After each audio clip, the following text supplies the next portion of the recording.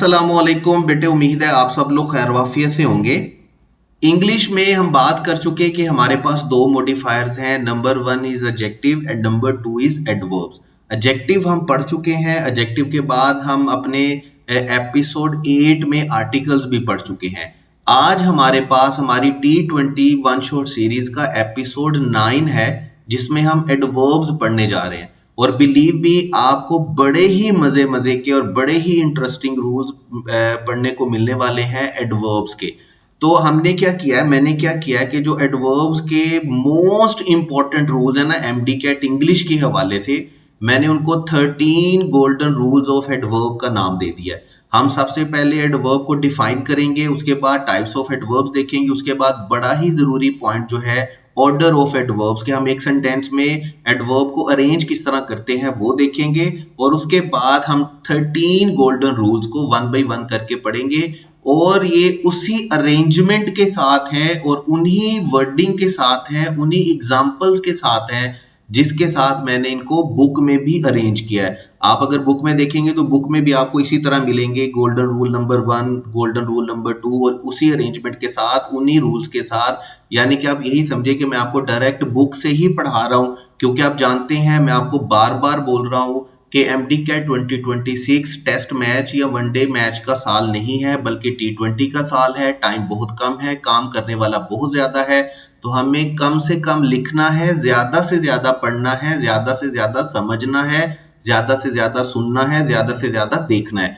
तो उसी लिए इसी सिलसिले में, उसी सीरीज में आज हमारे पास है हमारा एपिसोड 9 यानी कि एडवर्ब, जो हम स्टार्ट करने जा रहे हैं। और उसके साथ साथ मैं आपको बता दूं, अगर आपके पास बुक नहीं है इंग्लिश की तो इट मींस आपका T20 सीरीज बिल्कुल भी इफेक्टिव और मुकम्मल नहीं है। ये T20 सीरीज आपके लिए इफेक्टिव और मुकम्मल तब भी होगा जब आपके पास एमडी कैट इंग्लिश की मेरी बुक होगी। अगर खरीद ली है, ले ली है तो वेल एंड गुड है, वरना जल्दी से क्या करें, ऑर्डर करें, ताकि एक दो दिन में बुक आपको मिल जाए और आप अपनी तैयारी ज्यादा एफिशिएंसी के साथ ज्यादा इफेक्टिवली कर सके।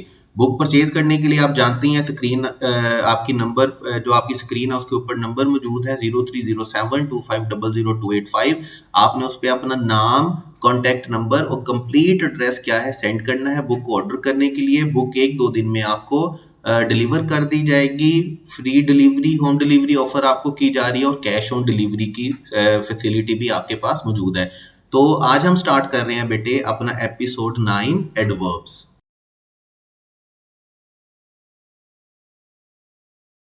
पीएमडीसी के सिलेबस में वाज़िया तौर पर आपके एडवर्ब के लिए डायरेक्शंस हैं कि recognise varying positions of adverbs in sentences according to their kinds and importance. ठीक है, तो जैसे मैं आपको शुरू से एक बात बता रहा हूं कि जब भी हम एंट्री टेस्ट के लिए इंग्लिश को पढ़ते हैं तो हमने उसकी दोनों चीजें पढ़नी होती है। हमने फंक्शनल पार्ट भी पढ़ना है, हमने प्रैक्टिकल पार्ट भी पढ़ना है। जैसे आपके सिलेबस में है कि देयर काइंड्स एंड इंपॉर्टेंस, तो डेफिनेटली ये इशारा उसके फंक्शनल पार्ट की तरफ और उसके प्रैक्टिकल पार्ट की तरफ।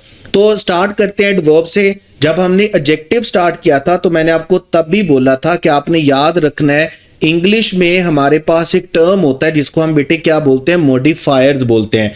मॉडिफायर का मतलब हमारे पास, और मैंने आपको ये वहां पर कहा भी था कि इस बात को यहां पर अच्छे तरीके से समझ लें, क्योंकि यही बात हम दोबारा करने वाले हैं एडवर्ब में जाकर। मॉडिफायर का मतलब होता है ऐसे वर्ड्स तो दूसरे वर्ड्स के मीनिंग को चेंज करते हैं, कम करते हैं, ज्यादा करते हैं, या किसी तरह से उन पर असरअंदाज होते हैं। हम उसको क्या बोलते हैं, मॉडिफायर्स बोलते हैं। और इंग्लिश में हमारे पास कितने मॉडिफायर होते हैं? इंग्लिश में हमारे पास दो मॉडिफायर्स हैं। नंबर 1 हमारे पास एडजेक्टिव है और नंबर 2 हमारे पास क्या है, एडवर्ब। एडजेक्टिव हमने तब भी बात की कि एडजेक्टिव मॉडिफाई करता है नाउन को, या एडजेक्टिव मॉडिफाई करता है बेटे किसको, प्रोनाउन को। जैसे हमारे पास सेंटेंसेस हैं, हम बोलते हैं she is soft, he is quick, they are efficient और एंजेलिना इज ग्रेसफुल। यहां पर ये सारे के सारे जो एडजेक्टिव्स हैं ये क्या कर रहे हैं, ये हमारे सब्जेक्ट्स को यानी कि नाउन या प्रोनाउन को क्या कर रहे हैं, मॉडिफाई कर रहे हैं। इसी तरह एडवर्ब 3 चीजों को मॉडिफाई करता है। नंबर 1, एडवर्ब मॉडिफाई करता है वर्ब को। वर्ब को मतलब एक्शन को मॉडिफाई करता है। जैसे देखें, और हम एक्शन को मॉडिफाई करने के लिए क्या करते हैं कि हम एडजेक्टिव के साथ किसका सफिक्स लगा लेते हैं, हम ly का सफिक्स लगाते हैं, ly का एडिशन करते हैं, तो ये हमारे पास क्या बन जाता है, एडवर्ब बन जाता है। जब हम एक्शन को मॉडिफाई कर रहे होते हैं, जैसे इन सेंटेंसेस में देखिएगा, शी स्पीक्स सॉफ्टली, यहां पर सॉफ्टली शी को मॉडिफाई नहीं कर रहा, बल्कि हमें क्या बता रहा है कि वो बोलती कैसा है। यहां पर ही को मॉडिफाई नहीं कर रहा, बल्कि वो हमें बताता है कि वो भागता कैसे है। इसी तरह यहां पर हमें ये दे को मॉडिफाई नहीं करता, बल्कि ये बताता है कि उन्होंने अपना टास्क कैसे कंप्लीट किया। बिल्कुल इसकी तरह जैसे फोर्थ सेंटेंस में ग्रेसफुली हमें ये नहीं बताता कि वो ग्रेसफुल है या नहीं, बल्कि वो ये बताता है कि वो डांस बड़ा ग्रेसफुली करती है। जब भी आपके पास एडवर्ब की बात होगी तो आपने याद रखना है कि नंबर 1 एडवर्ब मॉडिफाई करता है किसको, एक्शन को, जैसे इन सेंटेंसेस में कर रहा है। और ऐसी सूरत में हम एडजेक्टिव के साथ ly लगाकर क्या बना रहे होते हैं, एडवर्ब बना रहे होते हैं। नंबर 2 एडवर्ब मॉडिफाई करता है हमारे पास किसको, दूसरे एडवर्ब को।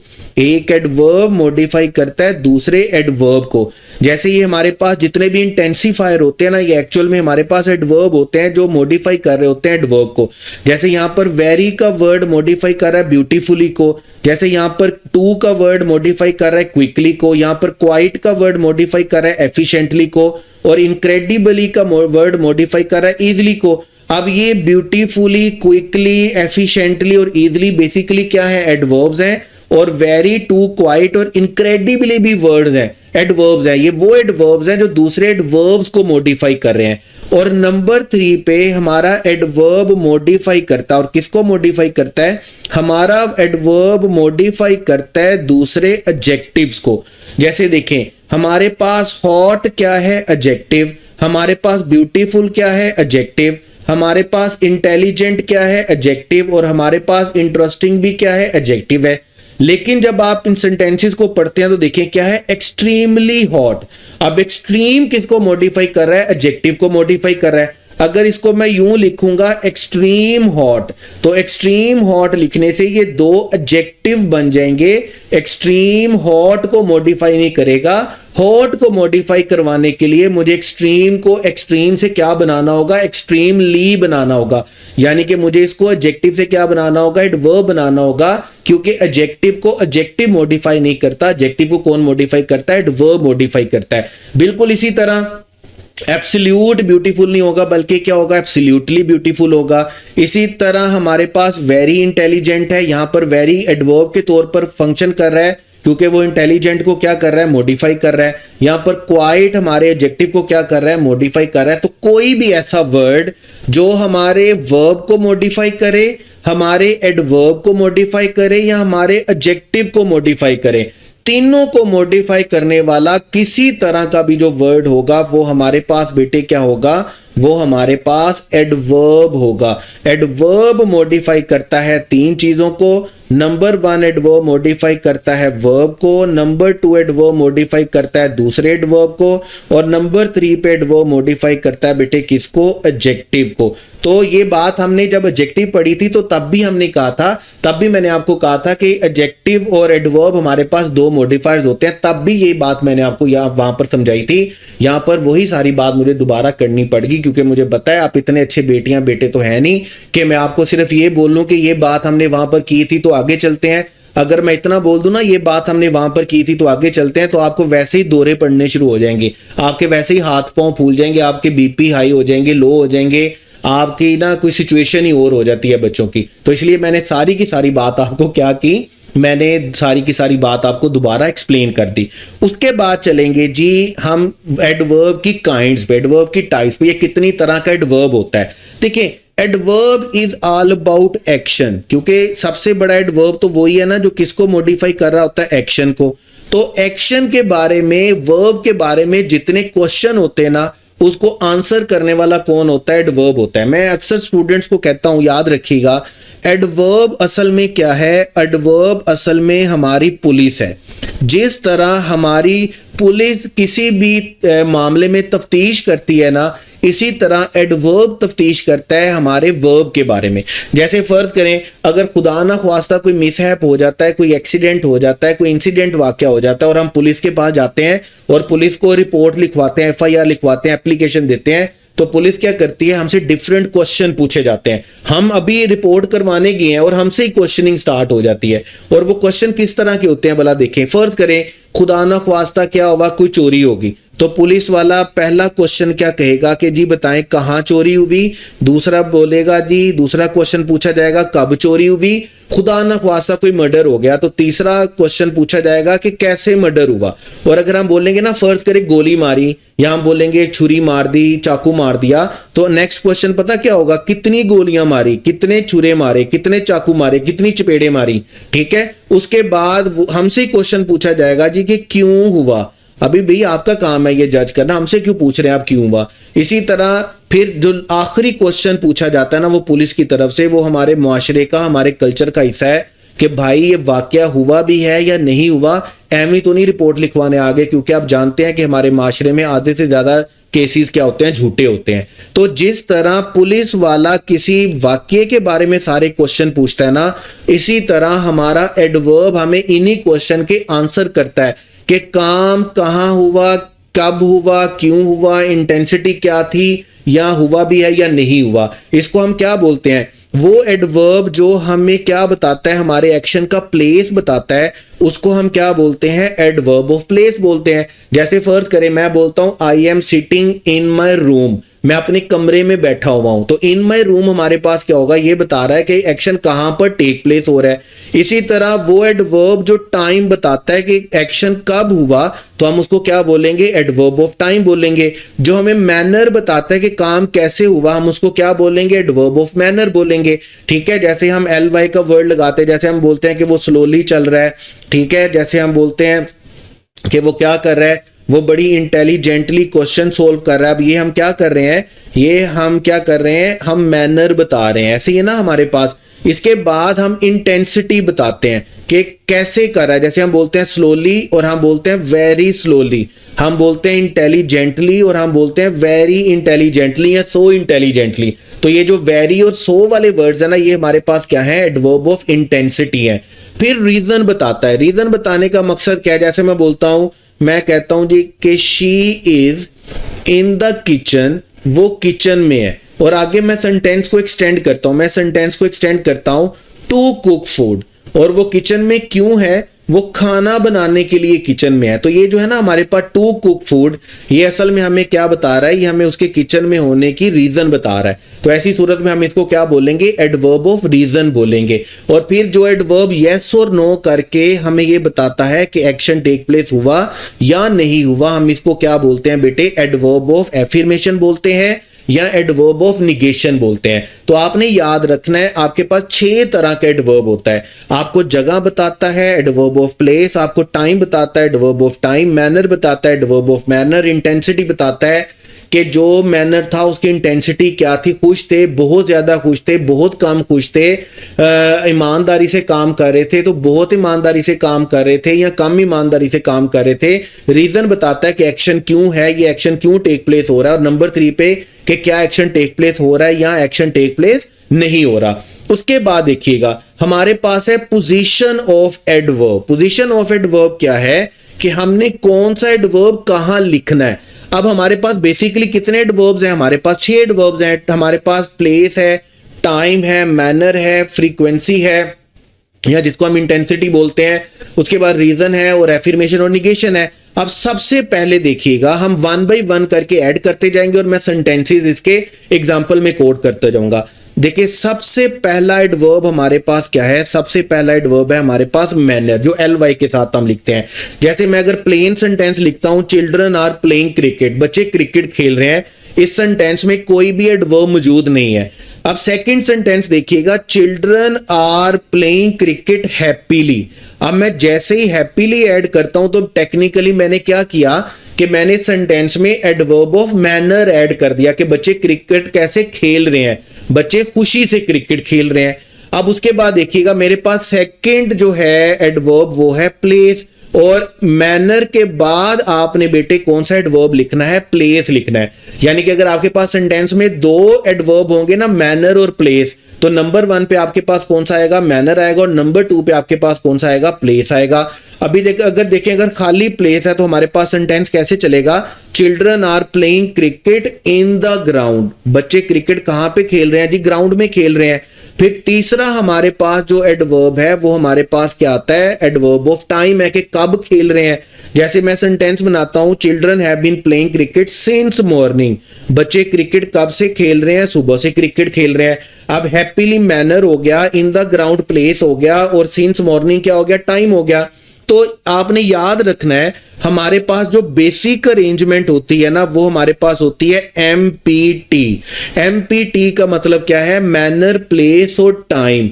अगर इनमें से कोई भी होगा हमारी अरेंजमेंट यही रहेगी। जैसे सेंटेंस देखिएगा, हम बोलते हैं children play cricket daily at 2 PM। अब ये हमारे पास क्या आ गया, टाइम आ गया। अब हम एक से ज्यादा क्या कर रहे हैं, ऐड कर रहे हैं, एक से ज्यादा एडवर्ब को ऐड कर रहे हैं। जैसे देखें हम सेंटेंस में मैनर और प्लेस को ऐड कर रहे हैं, तो जब मैनर और प्लेस को ऐड करेंगे तो पहले मैनर होगा और उसके बाद क्या होगा, प्लेस होगा। जैसे सेंटेंस है, children are playing cricket happily in the garden. Happily हमारे पास क्या है, मैनर है, और इन द गार्डन हमारे पास क्या है, प्लेस है। तो हम ऐसा नहीं लिख सकते कि children are playing cricket in the garden happily.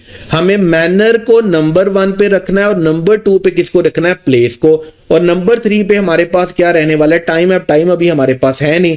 अब नेक्स्ट सेंटेंस में हम क्या कर रहे हैं, हम मैनर और टाइम को ऐड कर रहे हैं, और मैनर और टाइम की सूरत में पहले क्या आएगा, मैनर, और उसके बाद क्या आएगा, टाइम। जैसे सेंटेंस देखिएगा, children have been playing cricket happily since morning. आप इस सेंटेंस को इस तरह नहीं लिख सकते कि children have been playing cricket since morning happily. आपको मैनर पहले लिखना है और टाइम बाद में लिखना है। उसके बाद नेक्स्ट सेंटेंस में हम क्या कर रहे हैं, नेक्स्ट सेंटेंस में हम प्लेस और टाइम को ऐड कर रहे हैं। जैसे हमारे पास सेंटेंस है, children have been playing cricket in the garden since morning.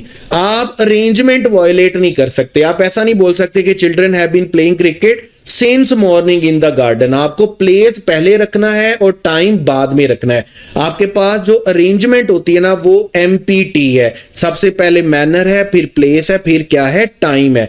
अब अगर मैं तीनों ऐड करता हूं तो तीनों किस तरह ऐड करूंगा, सबसे पहले मैनर आएगा, उसके बाद प्लेस आएगा, और उसके बाद क्या आएगा, टाइम आएगा। मैं इस अरेंजमेंट को वायलेट नहीं कर सकता, याद रखिएगा।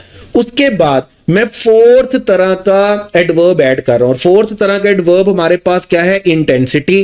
और याद रखिएगा इंटेंसिटी हमेशा कहां पर आएगा, मैनर के साथ, मैनर से पहले आएगा। क्योंकि इंटेंसिटी कर ही क्या रहा होता है, ये मैनर की इंटेंसिटी बढ़ा रहा होता है। तो जब ये मैनर की इंटेंसिटी बढ़ा रहा होता है तो ये आएगा भी मैनर के साथ ही। जैसे देखिए हम सेंटेंस में हैप्पीली के साथ क्या ऐड करेंगे, वेरी, और वेरी हमारे पास क्या है, इंटेंसिटी है। बाकी अरेंजमेंट हमारी चेंज नहीं होगी। Very happily in the garden since morning, intensity आ जाएगा, लेकिन बेसिक अरेंजमेंट हमारी पास क्या रहनी है, मैनर रहना, प्लेस रहना, और उसके बाद क्या है, टाइम है। सॉरी। उसके बाद हमारे पास है बेटी, नेक्स्ट हम एडवर्ब ऐड कर रहे हैं, और नेक्स्ट एडवर्ब हमारे पास क्या है, रीजन। और रीजन आपने याद रखना है, रीजन हमेशा सेंटेंस में कहां पर आएगा, लास्ट में आएगा, यानी कि एंड में आएगा, जो रीजन बता रहा होगा। जैसे अभी हमारे पास है, children have been playing cricket very happily in the garden since morning, और क्या करने के लिए, to pass their free time. अब ये जो to pass their free time है, ये टेक्निकली क्या है, एडवर्ब ऑफ रीजन है। और आप देख रहे हैं कि इसको हमने कहां पर लिखा, लास्ट में लिखा। हम इसको लास्ट में लिखेंगे। उसके बाद आखिरी एडवर्ब आपके पास रह जाता है, और वो आपके पास क्या होता है, एफर्मेशन और निगेशन।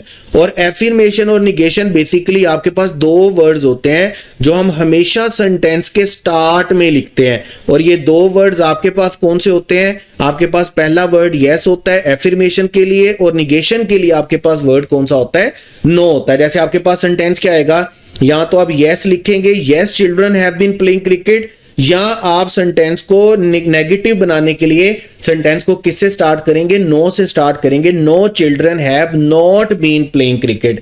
तो ये आपके पास 6 के 6 एडवर्ब इस सेंटेंस में आपके पास ऐड हो जाते हैं।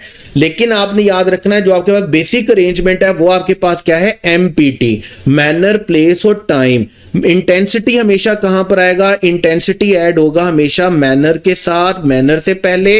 हमारे पास रीजन कहां पर आएगा, सेंटेंस के लास्ट में। और हमारे पास एफर्मेशन और निगेशन यानी कि यस और नो हमेशा कहां पर आएगा, सेंटेंस के स्टार्ट में। इसको हम बेटे क्या बोलते हैं, पोजीशन ऑफ एडवर्ब्स, इसको हम बोलते हैं ऑर्डर ऑफ एडवर्ब्स, इसको हम बोलते हैं arrangement of adverb, royal order of adverb, आप कोई भी इसको नाम दे सकते हैं। लेकिन एक सेंटेंस में जब एक से ज्यादा एडवर्ब्स आएंगे तो आपके पास ये अरेंजमेंट रहेगी जो मैंने अभी आपको बताई है।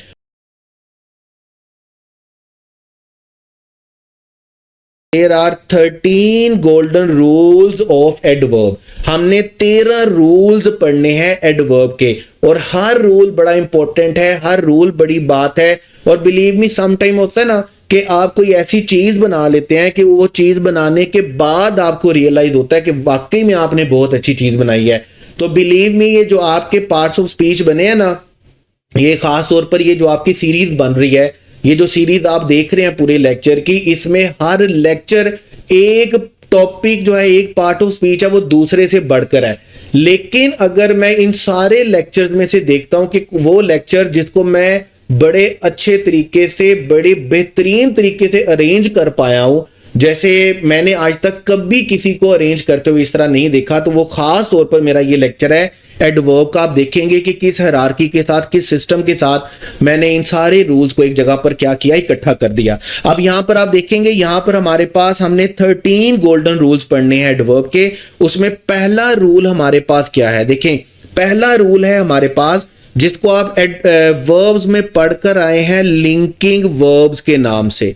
जिनको आप क्या नाम से पढ़कर आए हैं, आप इनको पढ़कर आए हैं लिंकिंग वर्ब्स के नाम से। आप पढ़कर आए हैं ना, लिंकिंग वर्ब्स को हमने क्या कहा था कि ये वो वर्ब्स हैं जो हमारे सब्जेक्ट को जोड़ते हैं, किसके साथ, ये जोड़ते हैं किसी नाउन के साथ या ये जोड़ते हैं किसी एडजेक्टिव के साथ। आप कभी भी नहीं देखेंगे कि आप लिंकिंग वर्ब के साथ कभी एडवर्ब पढ़ेंगे। ये है तो वर्ब ही, लेकिन टेक्निकली क्या है कि जब आप किसी वर्ब को मॉडिफाई कर रहे हैं तो वर्ब को मॉडिफाई करने के लिए आपको एडवर्ब चाहिए होता है, यानी कि आपको एलवाई फॉर्म चाहिए होती है। लेकिन ये वो वर्ब्स हैं जिनको हम बेटे क्या बोलते हैं, जिनको हम लिंकिंग वर्ब बोलते हैं, या जिनको हम क्या बोलते हैं, इनमें कुछ वर्ब्स हमारे पास इस तरह के हैं जिनको हम बोलते हैं वर्ब ऑफ सेंसेस, जो हमारी सेंसेस से रिलेटेड है। जैसे हमारे पास टेस्ट है, फील है, लुक है, स्मेल है, और हमारे पास वर्ड है साउंड का। ठीक है, ये वर्ड हमारे पास कौन से हैं, जो सेंसेस से रिलेटेड है हमारे, इनको हम बोलते हैं वर्ब ऑफ सेंसेस। तो वर्ब ऑफ सेंसेस हो या आपके पास लिंकिंग वर्ब्स हो, आपने याद रखना है, अगरचे हम वर्ब को मॉडिफाई करते हैं एडवर्ब के साथ, लेकिन ये वो वर्ब्स हैं जिनके बाद हमने एडवर्ब नहीं लिखना, यानी कि ये वो वर्ब्स हैं जिनके बाद हमने एलवाई फॉर्म नहीं लिखनी, बल्कि इनके बाद हमने क्या लिखना है, एडजेक्टिव लिखना है। इनको हमने कभी भी एडवर्ब के साथ मॉडिफाई नहीं करना है, इनको हमने हमेशा बेटे किसके साथ मॉडिफाई करना है, एडजेक्टिव के साथ मॉडिफाई करना है। जैसे सेंटेंस देखिएगा, हमारे पास टेस्ट का वर्ब है, हमारे पास फील्स का वर्ब है, हमारे पास लुक्स का वर्ब है, हमारे पास स्मेल का वर्ब है। और मजे की बात यह है कि ये आप लिंकिंग वर्ब बड़ा डिटेल से पढ़कर आए हैं अपने वर्ब्स में। अब आप यहां पर देखेंगे, टेस्ट अगरचे वर्ब है और वर्ब के बाद हमें डिलीशियसली लिखना चाहिए, एडवर्ब लिखना चाहिए, लेकिन हम बिल्कुल नहीं लिखेंगे। हम इसके बाद क्या लिखेंगे, एडजेक्टिव। फील्स के बाद क्या आएगा, एडजेक्टिव। लुक्स के बाद क्या आएगा, एडजेक्टिव। स्मेल के बाद क्या आएगा, एडजेक्टिव। और सीम्स के बाद क्या आएगा, एडजेक्टिव आएगा। मैंने आपको एक देसी टोटका भी बताया था कि आप अगर सेंटेंस में ये देखना चाहें कि ये जो वर्ब है ये लिंकिंग वर्ब है या नहीं, यानी कि समटाइम्स ऐसा होता है ना कि आपके पास बहुत सारी लिंकिंग वर्ब्स आप भूल जाते हैं, भाई नहीं याद रहते, इंसान गलती का पुतला है, कोई बड़ी बात नहीं है याद ना रहना। तो आपने क्या करना है, आपने इनको इज एम आर के साथ रिप्लेस कर लेना है। अगर तो ये इज एम आर के साथ रिप्लेस हो जाते हैं तो फिर आपने याद रखना है, इसका मतलब ये आपके पास लिंकिंग वर्ब्स हैं। जैसे देखें, मैं कहता हूं द सूप डैश डिलीशियस, मैं इस टेस्ट को किसके साथ रिप्लेस कर रहा हूं, इसके साथ रिप्लेस कर रहा हूं, तो ये सेंटेंस क्या बनेगा, द सूप इज डिलीशियस। इसी तरह शी इज टाइड हो जाएगा, द स्काई इज ब्यूटीफुल हो जाएगा, द फ्लावर्स आर फ्रेग्रेंट हो जाएगा, ही इज कॉन्फिडेंट हो जाएगा। ये सारे के सारे वर्ड्स आप देख रहे हैं कि ये सारे के सारे वर्ब्स को हम किसके साथ रिप्लेस कर सकते हैं, इज एम आर के साथ रिप्लेस कर सकते हैं। तो जब आप वर्ब को इज एम आर के साथ रिप्लेस कर सकते होते हैं तो याद रखिएगा उन वर्ब्स को आप क्या बोलेंगे, लिंकिंग वर्ब्स बोलेंगे। तो जो हमारे एडवर्ब के 13 गोल्डन रूल्स हैं उनमें रूल नंबर 1 हमारे पास क्या है कि इनमें हमारे पास जो हमारे लिंकिंग वर्ब्स हैं या हमारे वर्ब ऑफ सेंसेस हैं, अगर ये हमारे पास सेंटेंस में आते हैं और हमने इनको मॉडिफाई करना है तो हमने इनको एडवर्ब के साथ मॉडिफाई बेटे नहीं करना, हमने इनको किनके साथ मॉडिफाई करना है, एडजेक्टिव के साथ मॉडिफाई करना है। उसके बाद हमारे पास नेक्स्ट सेंटेंस है, नेक्स्ट रूल है हमारा। नेक्स्ट रूल बड़ा ही मजे का रूल है। नेक्स्ट रूल हमारे पास क्या है, हमारे पास वो वर्ड्स हैं जो हमारे पास एडजेक्टिव भी हैं और जो हमारे पास एडवर्ब भी हैं। अमूमन हम क्या करते हैं कि हम किसी भी एडजेक्टिव को एडवर्ब बनाने के लिए उसके साथ क्या करते हैं, एलवाई का एडिशन कर देते हैं। ऐसे ही होता है ना हमारे पास, हम स्लो को क्या बना देते हैं, स्लोली बना देते हैं। हम उसको क्या कर देते हैं, हम उसको उसका क्या कर देते हैं, एलवाई लगाकर एडजेक्टिव को क्या बनाते हैं, एडवर्ब बना देते हैं। ठीक है, मुझे एक दफा इसको क्लोज करके दोबारा चलाना होगा क्योंकि ये रिस्पॉन्स, हमारी स्क्रीन रिस्पॉन्स नहीं कर रही थी। ठीक है, तो आपको पता है जब ये रिस्पॉन्स ना कर रही हो तो मुझे क्या करना पड़ता है, इसको एक दफा क्लोज करके दोबारा चलाना पड़ता है, तो इसको माइंड ना कीजिएगा आप। उसके बाद हम आगे चलते हैं। देखें अभी मैं आपको क्या कह रहा हूं कि हम किसी भी एडजेक्टिव को एडवर्ब बनाने के लिए एलवाई का एडिशन करते हैं, लेकिन यहां पर मैंने जितने भी वर्ब्स आपके सामने लिखे हैं ना, ये एडजेक्टिव और एडवर्ब में सेम ट्रीट किए जाते हैं। इनके साथ आपने एलवाई का एडिशन नहीं करना। जैसे 4 वर्ड्स इनमें खास तौर पर 4 एडजेक्टिव 4 एडवर्ब हम खास तौर पर पढ़ते हैं। जैसे आपके पास वर्ड है फास्ट, हार्ड, हाई और लेट। ये 4 वर्ड्स आप पल्ले बांध लीजिएगा। देखें आपके पास पहला वर्ड क्या है, फास्ट, आपके पास दूसरा वर्ड क्या है, हार्ड। वैसे तो सेम रूल अप्लाई होगा सब पे, लेकिन ये मैं 4 वर्ड जो हैं ये चूंकि आपके पास आपके पेपर के हवाले से बड़े इंपॉर्टेंट हैं, इसलिए मैं क्या कर रहा हूं, मैं इनको खास तौर पर आपको लिखवा रहा हूं। फास्ट है, हार्ड है, हाई है और लेट है। अब देखें ये हमारे पास क्या है, एडजेक्टिव है, क्योंकि ये नाउन और प्रोनाउन को मॉडिफाई करते हैं। जैसे यहां पर देखिएगा फास्ट किसको मॉडिफाई कर रहा है, कार को। हार्ड किसको मॉडिफाई कर रहा है, एग्जाम को। हाई किसको मॉडिफाई कर रहा है, माउंटेन को। इसी तरह लेट किसको मॉडिफाई कर रहा है, ट्रेन को मॉडिफाई कर रहा है। अब जब भी हमने जब भी हमने एडजेक्टिव को एडवर्ब बनाना होता है तो हमने क्या करना होता है, उसके साथ एलवाई का एडिशन करना होता है। लेकिन यहां पे जब हम इनको एडवर्ब बनाते हैं तो हम इनके साथ एलवाई का एडिशन नहीं करते। फास्ट का एडवर्ब फास्टली नहीं होगा बल्कि फास्ट होगा। हार्ड का एडवर्ब हार्डली नहीं होगा बल्कि हार्ड होगा। और हाई का एडवर्ब हाईली नहीं होगा बल्कि हाई होगा। इसी तरह लेट का एडवर्ब लेटली नहीं होगा बल्कि क्या होगा, लेट होगा। जैसे अगर आप एग्जांपल पढ़ेंगे आपको ज्यादा अच्छे तरीके से समझ में आ जाएगा। जैसे हम बोलते हैं ही रन्स फास्ट। अब यहां पर आप फास्ट देख रहे हैं किसको मॉडिफाई कर रहा है, वर्ब को मॉडिफाई कर रहा है। तो हमें यहां पर वर्ब को मॉडिफाई करने के लिए चाहिए एडवर्ब, लेकिन मैं कभी भी फास्ट को एल वाई लगाकर फास्टली नहीं बनाऊंगा एडवर्ब के लिए। इसी तरह ही वर्क हार्ड, आप ये वर्ड बार बार पढ़कर आते हैं, हमें यहां पर एडवर्ब चाहिए और मैं कभी भी हार्ड के साथ एल वाई का लिखकर उसका हार्डली नहीं बनाऊंगा उसको एडवर्ब बनाने के लिए। मैं यहां पर है द बर्ड फ्लू हाई और यहां पर मैं इसके साथ एलवाई का एडिशन करके इसको एडवर्ब नहीं बनाऊंगा बल्कि हाई का एडवर्ब भी हमारे पास क्या होगा, हाई होगा। इसी तरह ही अराइव्ड लेट ही होगा और यहां पर लेट किसके तौर पर यूज हो रहा है, एडवर्ब के तौर पर। मुझे इसको एडवर्ब बनाने के लिए इसके साथ एलवाई लगाने की जरूरत नहीं है। तो एडजेक्टिव और एडवर्ब में ये सेम वर्ड यूज होते हैं, इनके साथ मुझे एलवाई लगाने की जरूरत नहीं होती है। तो लेकिन एक बात और आपने याद रखनी है कि इनका ऐसा नहीं है कि इनका एलवाई फॉर्म होता ही नहीं है, इनका एलवाई फॉर्म होता है, लेकिन इनका एलवाई फॉर्म जब हम बनाते हैं तो इनका मीनिंग चेंज हो जाता है। जैसे देखें पहली बात तो ये याद रखिएगा कि फास्ट का तो ly फॉर्म होता ही नहीं है। दूसरे नंबर पर आपने याद रखना है हार्डली का ly फॉर्म होता है, लेकिन जब हम हार्डली लिखते हैं तो इसका मीनिंग चेंज हो जाता है। इसका मीनिंग फिर ज्यादा मेहनत या सख्ती से नहीं होता, बल्कि स्कार्सली हो जाता है, बेरली हो जाता है, जिसको आप इंग्लिश में स्कार्सली बेरली बोलते हैं और उर्दू में आप इसको क्या बोलते हैं, बमुश्किल बोलते हैं। जैसे अगर आप सेंटेंस पढ़ेंगे, शी कुड हार्डली हेयर, वो उसने बमुश्किल ही मुझे सुना, वो बमुश्किल ही मुझे सुन सकी। लेकिन अगर मैं बोलता हूं ना ही वर्कड हार्डली, तो वर्क हार्डली का तो मीनिंग ही कुछ और बन जाएगा। इसलिए हम इसको वर्ब बनाने के लिए इसके साथ ly का एडिशन नहीं करते। हाँ, ly का वर्ड होता जरूर है, लेकिन उसका मीनिंग बदल जाता है। लेकिन फास्ट का तो ly वाला वर्ड ही नहीं होता, फास्टली तो वर्ड इंग्लिश में एग्जिस्ट ही नहीं करता। इसी तरह जब आप हाई का वर्ड बनाते हैं ly, तो वो एडवर्ब नहीं बनता, उसका मीनिंग चेंज हो जाता है। हाईली का मतलब क्या होता है, बहुत ज्यादा, एक्सटेंसिवली, ठीक है। इसका मतलब आपके पास क्या होता है, एक्सटेंसिवली। जैसे आप बोलते हैं कि ही इज हाईली रिस्पेक्टेड, जैसे आमतौर पर कहा जाता है कि ये शैम्पू हाईली रेकमेंडेड है, हाईली रिस्पेक्टेड है, बहुत ज्यादा। वैसे हाई का मतलब क्या होता है, बुलंदी, लेकिन जब आप ly लगाते हैं तो इसका मतलब आपके पास क्या हो जाता है, एक्सटेंसिवली हो जाता है, बहुत ज्यादा हो जाता है, शिद्दत से हो जाता है। वो बुलंदी वाला एलिमेंट, बुलंदी वाली ट्रांसलेशन क्या होती है, खत्म हो जाती है।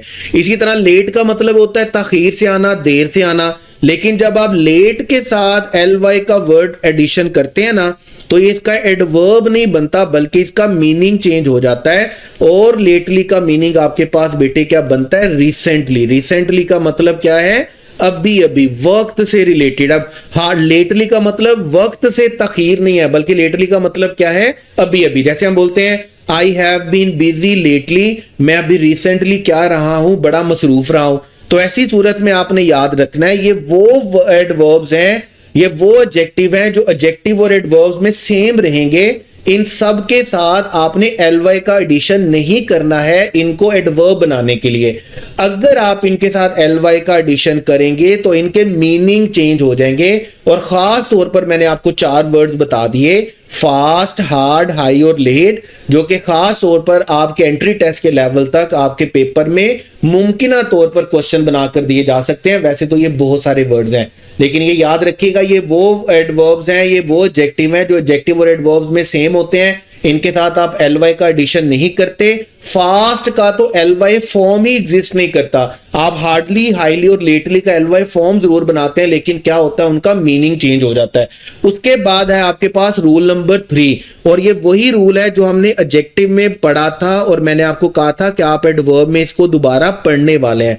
अब होता क्या है कि जब भी हम किसी वर्ड के साथ ly पढ़ते हैं ना, तो फौरन हमारे जहन में आ जाता है, फौरन हमारा माइंड हमें ट्रिगर करता है कि ये क्या है, एडवर्ब है। ऐसे ही होता है ना हमारे पास कि हमने एसोसिएट कर लिया है ly को किसके साथ, एडवर्ब के साथ, कि कोई भी वर्ड अगर ly पे एंड हो रहा है तो वो क्या होगा, एडवर्ब होगा। अब यहां पर आप जितने भी वर्ड्स देख रहे होंगे वो सारे के सारे किस पे एंड हो रहे हैं, ly पे एंड हो रहे हैं। लेकिन आपने याद रखना है, आपके पास ये ly पे खत्म होने वाले वर्ड्स, ये आपके पास एडवर्ब्स नहीं है, बल्कि क्या है, एडजेक्टिव्स हैं। आप सेंटेंस में इनको एडवर्ब के तौर पर यूज नहीं करेंगे, बल्कि आप बेटे इनको किसके तौर पर यूज करेंगे, एडजेक्टिव के तौर पर यूज करेंगे। जैसे मैं आपको पहले भी बताया, अभी भी बता देता हूं कि आपके पास क्या होता है, आप किसी भी एडजेक्टिव के साथ जब ly लगाते हैं तो एडजेक्टिव के साथ ly लगाने से वो क्या बन जाता है, एडवर्ब बन जाता है। लेकिन आप किसी भी नाउन के साथ जब ly लगाते हैं तो नाउन के साथ ly लगाने से बेटे वो क्या बन जाता है, एडजेक्टिव बन जाता है। जैसे यहां पर बहुत सारे वर्ड्स आपके पास मौजूद हैं, जैसे फ्रेंड से फ्रेंडली है, लव से लवली है। इसी तरह आपके पास माइजर से माइजरली है, कॉवर्ड से कॉवर्डली है, फादर से फादरली है, ब्रदर से ब्रदरली। आप नाउन के साथ ly लगाएंगे तो वो क्या बन जाएगा, एडजेक्टिव बन जाएगा। ये वो वर्ड्स हैं जो दिखने में, पढ़ने में, सुनने में ly के साथ आते हैं तो हमें ऐसा लगता है कि ये एडवर्ब्स हैं, जबकि ये एडवर्ब्स नहीं है, बल्कि ये क्या है, एडजेक्टिव है। जैसे यहां पर देखिएगा, she is a friendly girl, यहां पे फ्रेंडली किसको मॉडिफाई कर रहा है, गर्ल को कर रहा है मॉडिफाई, यानी कि ये क्या है हमारे पास, ये हमारे पास एडजेक्टिव है। यहां पर लवली किसको मॉडिफाई कर रहा है, पेंटिंग को। यहां पर लाइकली क्या कर रहा है, ही को मॉडिफाई कर रहा है, इसका मतलब ये एडजेक्टिव है। इसके बाद अगली किसको मॉडिफाई कर रहा है, बिल्डिंग को मॉडिफाई कर रहा है। सिली किसको मॉडिफाई कर रहा है, बॉय को मॉडिफाई कर रहा है। अब ये सारे एल वाई वाले वर्ड्स हैं, लेकिन ये सेंटेंस में एडजेक्टिव के तौर पर यूज होंगे क्योंकि ये एडजेक्टिव्स हैं। लेकिन अब मैंने आपको कहा था कि मैं आपको इनके वो रूल्स बताऊंगा जो पेपर के लिए आपको लाजमी पता होने चाहिए, और तब मैंने आपको इसलिए नहीं बताए थे क्योंकि आर्टिकल हमने तब तक नहीं पढ़ा था, तो अब आपने आर्टिकल यहां पर आते हुए पढ़ा हुआ है। इसका मतलब यह है कि अब आपके साथ जब मैं आर्टिकल की बात करूंगा तो आपको बहुत सारी बात समझ में आ जाएगी। अब मैंने क्या किया, मैंने जितने सेंटेंसेस यहां पर लिखे हैं ना माइजरली से रिलेटेड, ये सारे के सारे सेंटेंसेस इनकरेक्ट हैं, गलत है। अब हमने इनको ठीक करना है। मैं आपको वन बाय वन करके बताता जाऊंगा कि इनमें गलती क्या है। इसी तरह पेपर में ये गलती के साथ दिए जा सकते हैं और आपको ये हर तरह की गलती पता होनी चाहिए। 6 गलतियां आपके पेपर में आपको एमसीक्यू बनाकर दी जा सकती हैं। जैसे नंबर 1 पर है आपके पास, नंबर 1 सेंटेंस है ही इज माइजर। अब माइजर आपके पास बेटे क्या है, टेक्निकली नाउन है। जब आपके पास नाउन है और आप देखेंगे कि ये आपकी तीनों कंडीशंस को पूरा कर रहा है, माइजरली यहां पर कॉमन है, काउंटेबल है, सिंगुलर है, तो आप इसको विदाउट इंडेफिनेट आर्टिकल नहीं लिखेंगे। आप इस सेंटेंस को कंप्लीट करने के लिए बेटे क्या लिखेंगे, ही इज अ माइजर। उसके बाद सेकंड सेंटेंस देखिएगा, सेकंड सेंटेंस में ही इज अ माइजरली। अब जब आप माइजरली लिख रहे हैं तो माइजरली का मतलब है आपके पास सिर्फ सेंटेंस में क्या है, एडजेक्टिव है, नाउन तो है नहीं। और आप जानते हैं आप इनडेफिनेट आर्टिकल एडजेक्टिव के लिए नहीं लिखते बल्कि किसके लिए लिखते हैं, नाउन के लिए। ये बिल्कुल इसी तरह ही है जिस तरह देखिए मैं पहला सेंटेंस लिखता हूं, मैं लिखता हूं ही इज एन ऑनेस्ट। अब जब मैं लिखूंगा ना ही इज एन ऑनेस्ट, तो यहां पर मैंने इनडेफिनेट आर्टिकल किसके लिए लिख दिया, ऑनेस्ट के लिए लिख दिया। जबकि आप जानते हो ऑनेस्ट के साथ तो हम इनडेफिनेट आर्टिकल लिख ही नहीं सकते, हमें तो इनडेफिनेट आर्टिकल लिखना होता है नाउन से रिलेटेड। तो जब तक मैं आगे मैन नहीं लिखूंगा तब तक मैं इसके साथ इंडेफिनेट आर्टिकल यूज नहीं कर सकता। तो इस सेंटेंस को अगर मुझे ठीक करना होगा तो इस सेंटेंस को मैं किस तरह ठीक करूंगा, इस सेंटेंस को मैं ठीक करूंगा ही इज ऑनेस्ट। अगर मैं जस्ट एडजेक्टिव लिख रहा हूं तो उसके साथ मुझे आर्टिकल नहीं लिखना। इसी तरह मैं यहां पर क्या लिखूंगा, ही इज माइजरली, यहां से मैं किस चीज को उड़ा दूंगा, मैं इंडेफिनेट आर्टिकल को उड़ा दूंगा। उसके बाद है ही इज माइजरली मैन। अब यहां पर जब हमने नाउन ऐड कर दिया तो लाजमी तौर पर फिर हम यहां पर क्या ऐड करेंगे, इंडेफिनेट आर्टिकल ऐड करेंगे। तो इस सेंटेंस को ठीक करने के लिए हम क्या लिखेंगे, he is a miserly man. ये बिल्कुल इसी तरह है जिस तरह मैं बोलूंगा he is an honest person. इसके बाद जब मैंने माइजर लिखा ना तो आप याद रखेंगे माइजर क्या है, नाउन है, मैन भी क्या है, नाउन है। तो मैं इस सेंटेंस को दो तरह से ठीक कर सकता हूं। यहां तो मैं सीधा सा लिखूंगा कि ही इज अ माइजर, या मैं लिखूंगा ही इज माइजरली मैन। लेकिन मैं दो नाउन को इकट्ठा नहीं लिख सकता, यानी कि मैं ऐसा नहीं लिख सकता कि he is a coward man. अब मैं कावर्ड मैन लिखूंगा तो मैं टेक्निकली क्या कर रहा हूं, मैं नाउन के साथ नाउन लिख रहा हूं। जबकि नाउन के साथ मुझे क्या लिखना है, एडजेक्टिव लिखना है। तो एडजेक्टिव के लिए मैं कावर्ड को बेटे क्या बनाऊंगा, कावर्डली बनाऊंगा। तो यहां पर भी ही इज माइजर मैन नहीं होगा, यहां तो ही इज अ माइजर होगा या he is a miserly man होगा। उसके बाद माइजरली चूंकि हमारे पास एडजेक्टिव है तो ये सेंटेंस में परफॉर्म भी एडजेक्टिव के तौर पर करेगा। आप ऐसा नहीं बोल सकते कि ही is living his life miserly, आप बोलेंगे ही is living his life in a miserly manner. आपको ये सेंटेंसेस याद होंगे, आपने फर्स्ट ईयर सेकंड ईयर में पढ़े होंगे कि we are playing cricket in a friendly manner, he was fighting in a cowardly manner. इसी तरह जब मैं ये सेंटेंस बोलता हूं he is living his life in miserly manner, तो मैनर के साथ मुझे इंडेफिनेट आर्टिकल लिखना है। मैं जब तक यहां पर इंडेफिनेट आर्टिकल नहीं लगाऊंगा तब तक मेरा सेंटेंस ठीक नहीं होगा। तो ये 6 सेंटेंसेस आपको अगर समझ में आ जाते हैं तो आपको ये रूल हर तरह का समझ आ सकता है। इसमें वैरायटी ऑफ रूल्स आपके पास बन सकते हैं। आपके पास आपको आर्टिकल कैरियर दिया जा सकता है, एडजेक्टिव कैरियर दिया जा सकता है, नाउन कैरियर दिया जा सकता है। तो जितनी तरह का रूल ये बन सकता है, जितनी तरह का ये एमसीक्यू बन सकता है, वो मैंने आपको बेटे बता दिया। ये सारे रूल्स आपने जहन में रखने हैं। एडवर्ब गोल्डन रूल 4, और रूल 4 हमें क्या कहता है, देखें हमने क्या किया था, हमने एडवर्ब के ऑर्डर को पढ़ा ना हमने, एडवर्ब के ऑर्डर को। और एडवर्ब के ऑर्डर के बारे में हमने क्या कहा कि हमारे पास जो बेसिक ऑर्डर होता है वो हमारे पास क्या होता है, एमपीटी। एमपीटी का मतलब क्या है, एमपीटी का मतलब क्या है बेटे हमारे पास कि एम से हमारे पास मैनर है, पी से हमारे पास प्लेस है, और टी से हमारे पास क्या है, टाइम है। अब देखिए इसके बाद हमने क्या कहा कि जो इंटेंसिटी होगा वो इंटेंसिटी हमारे पास कहाँ पर आएगा, मैनर से पहले, उसके बाद रीजन सेंटेंस में हमेशा कहाँ पर आएगा, लास्ट में, और फिर हमने क्या कहा कि एफर्मेशन और निगेशन जो यस और नो है ये हमारे पास कहाँ पर आएगा, सेंटेंस के स्टार्ट में आएगा। अब ये तो हमने बात की ऑर्डर ऑफ एडवर्ब की, लेकिन ऑर्डर ऑफ एडवर्ब्स में हमारे पास ये जो टाइम है, ये याद रखिएगा, समटाइम्स ऐसा होता है कि सेंटेंसेस में एक से ज्यादा तरह का टाइम दिया गया होता है, यानी कि टाइम भी मेंशन है, डेट भी मेंशन है, डे भी मेंशन है, मंथ भी मेंशन है, ईयर भी मेंशन है। तो 2 3 4 चीजें सेंटेंस में होती हैं लाजमी तौर पर। जैसे देखिए पहले मैं आपको एग्जांपल बता देता हूं, उसके बाद फिर मैं आपको रूल बता देता हूं। जैसे देखें अपना सेंटेंस 1 देखिएगा, द ट्रेन अराइव्ड। अब आप यहां पर देखेंगे 7 o'clock हमें क्या दिया गया है, time of the day. Time of the day का मतलब क्या है कि हमें घड़ी का टाइम बताया गया है। जब भी आप घड़ी के टाइम की बात करते हैं ना, तो आपने याद रखना है आप उसके लिए कौन सी प्रेपोजिशन यूज करते हैं, एट यूज करते हैं। At 7 o'clock, at 2 o'clock, at 12 o'clock, at 1 o'clock। जब भी आप घड़ी के वक्त की बात करेंगे तो आप उसके लिए एट का वर्ड यूज करेंगे। उसके बाद आप देखेंगे आपको दिन दिया गया है, मंथ दिया गया है, ईयर दिया गया है। अब डे के लिए आप क्या यूज करते हैं, डे और डेट के लिए आप कौन सा प्रेपोजिशन यूज करते हैं, ऑन यूज करते हैं। ठीक है, डे और डेट के लिए प्रेपोजिशन आपको यहां पर इसलिए बता रहा हूं, वैसे हमारा टॉपिक तो नहीं है प्रेपोजिशन का, लेकिन प्रेपोजिशन का टॉपिक आपको इसलिए बता रहा हूं क्योंकि यहां पर डिफरेंट तरह के टाइम की बात हो रही है, एडवर्ब्स ऑफ टाइम की बात हो रही है। तो आपको पता होना चाहिए कि घड़ी के टाइम के लिए आप क्या यूज करते हैं, एट यूज करते हैं। उसके बाद डे और डेट के लिए आप ऑन यूज करेंगे, फिर मंथ के लिए, ईयर के लिए, सेंचुरी के लिए आप इन यूज करेंगे। तो उसके बाद अब देखिए आपकी अरेंजमेंट क्या होनी चाहिए। अगर एक ही सेंटेंस में एक से ज्यादा एडवर्ब्स ऑफ टाइम आ जाएंगे तो आपने क्या करना है, आपने सबसे छोटे वाले टाइम से स्टार्ट करना है। सबसे छोटे वाले टाइम का मतलब जो सबसे छोटा यूनिट है।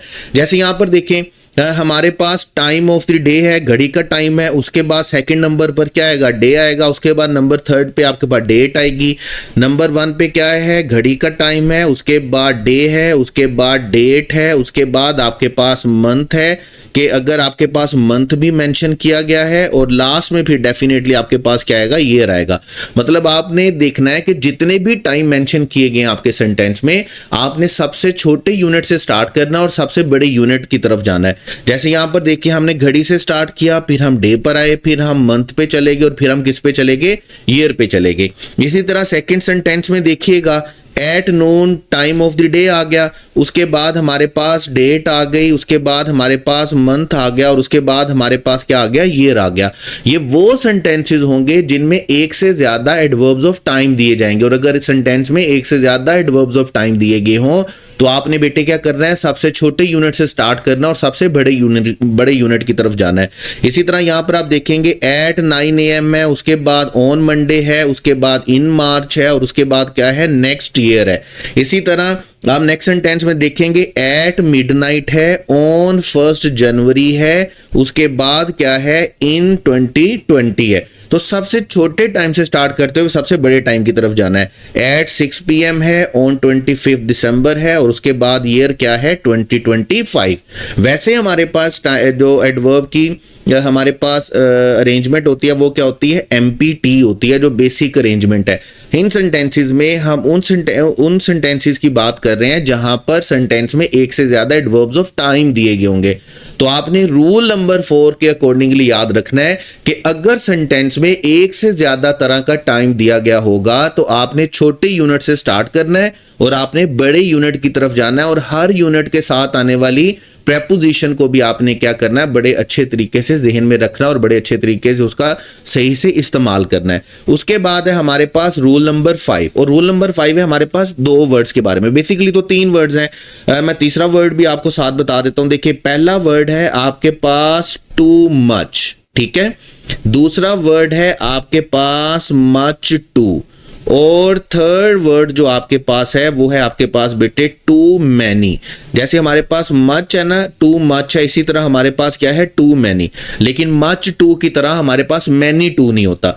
अब इससे पहले हम ये बात करेंगे, आप इसको अच्छे से जानते हैं कि मच जो है हमारे पास दो तरह से आपने पढ़ा। इससे पहले आपने मच और मैनी पढ़ा है क्वांटिफायर में, जहां पर आपने बात की कि मच यूज होता है अनकाउंटेबल नाउन के लिए और मैनी यूज होता है बेटे किसके लिए, काउंटेबल नाउन के लिए।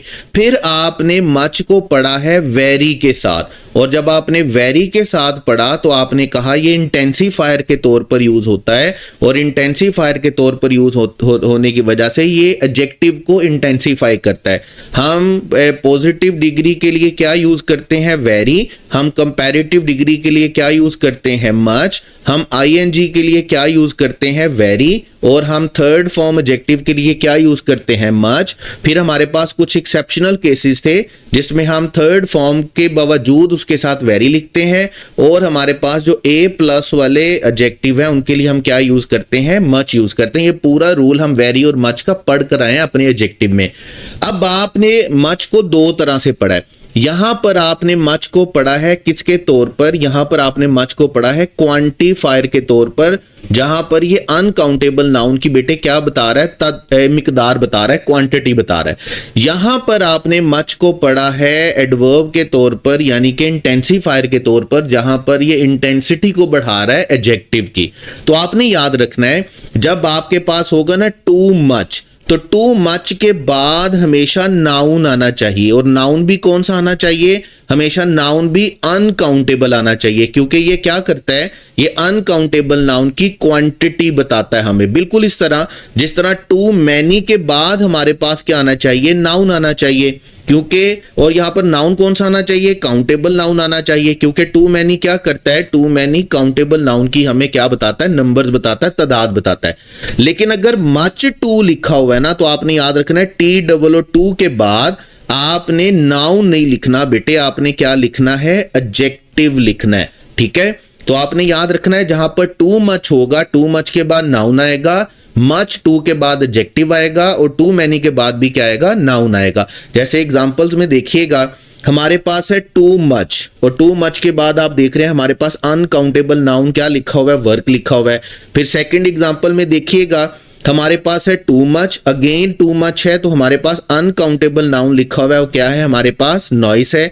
इसी तरह जैसे ही हमारे पास मच टू आता है, तो मच टू के बाद आपने याद रखना है, आपने नाउन नहीं लिखना, बल्कि क्या लिखना है, एडजेक्टिव लिखना है।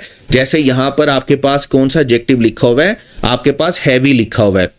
बिल्कुल इसी तरह फोर्थ एग्जांपल में देखिएगा, मच टू के बाद आपके पास यहां पर क्या लिखा हुआ है, एडजेक्टिव, और कौन सा एडजेक्टिव लिखा हुआ है, यंग लिखा हुआ है। तो रूल नंबर 5 के अकॉर्डिंगली आपको 3 एक्सप्रेशंस याद रखने हैं। टू मच के बाद आपने फौरन बाद आपने अनकाउंटेबल नाउन लिखना है, मच टू के बाद आपने एडजेक्टिव लिखना है, और टू मैनी के बाद बेटे आपने क्या लिखना है, काउंटेबल नाउन लिखना है। टू मच के बाद अनकाउंटेबल आएगा, और टू मैनी के बाद क्या आएगा, काउंटेबल नाउन आएगा। उसके बाद है हमारे पास रूल नंबर 6, हमारे 13 गोल्डन रूल्स ऑफ एडवर्ब्स में से हमारा गोल्डन रूल 6। अब यहां पर है हमारे पास दो वर्ड्स हमारे पास कौन से हैं, फेयरली और रादर। अब याद रखिएगा, ये फेयरली और रादर बिल्कुल इसी तरह इंटेंसिफायर हैं जिस तरह आपके पास वेरी और मच है।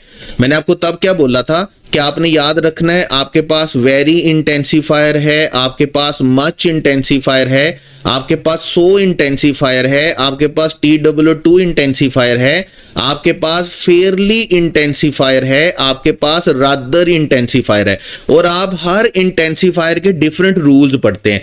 जैसे आपने वेरी और मच के रूल्स पढ़े, इसी तरह आप फेयरली और रादर का रूल देखिएगा।